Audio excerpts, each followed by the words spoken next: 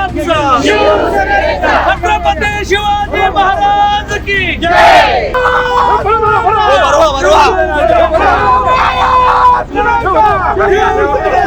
शिंदे कहीं भी देश को नेतृत्व महाराष्ट्र का नेतृत्व कर सकते हैं, ये लोगों को दिखा दिया। सत्य में जयते आज सत्तेचा विजय झाला आहे।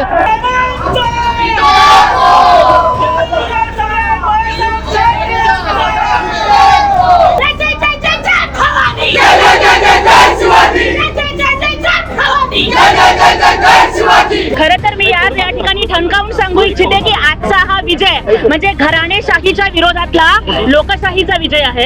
आजचा हा विजय म्हणजे अब राजा का बेटा राजा नहीं बनेगा, राजा वही बनेगा जो हकदार होगा हे सांगणारा आजचा विजय आहे। आजचा विजय बाळासाहेबांच्या स्वप्नपूर्तीचा विजय आहे। आजचा विजय आजपासून रामराज्याची सुरुवात आहे।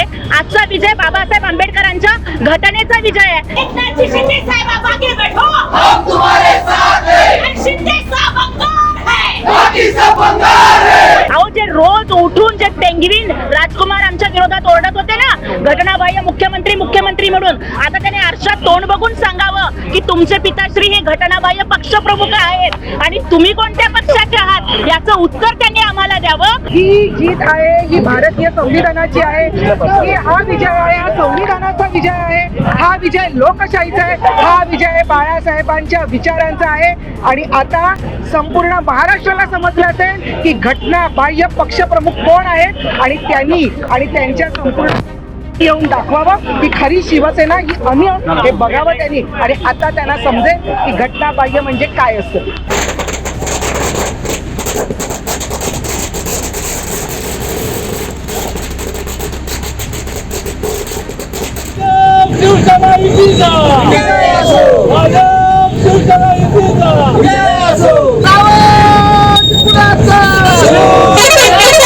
आज खऱ्या अर्थाने हिंदुत्व सम्राट बाळासाहेब ठाकरे आणि आनंद दिघे साहेब यांच्या खऱ्या अर्थाने आशीर्वादाला सार्थ कुठंतरी ठरत हा निकाल शिंदे साहेबांच्या बाजूने म्हणजेच आमच्या शिवसेनेच्या बाजूने हा निकाल लागला आहे। त्यामुळे राज्यभरातील शिवसैनिकांचं स्वप्न आज खऱ्या अर्थाने पूर्ण झालं आहे।